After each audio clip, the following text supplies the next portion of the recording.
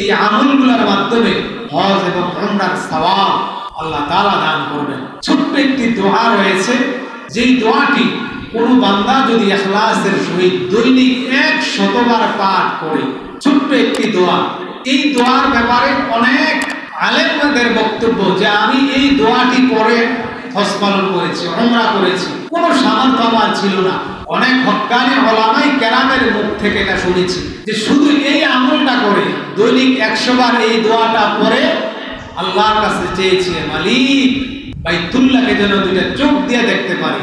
এই দোয়াটা প্রত্যেকে পড়ার চেষ্টা করবেন। একেবারে ছোট্ট দোয়া, লা ইলাহা ইল্লাল্লাহুল ফাত্তাহুল আলিমুর রাকিবুল মান্নান। এই ছোট্ট দোয়া, লা ইলাহা ইল্লাল্লাহুল ফাত্তাহুল আলিমুর রাকিবুল মান্নান, এই ছোট্ট দোয়া দরকার হলে নামাজ শেষে আমার কাছ থেকে এটা লিখে নেবেন।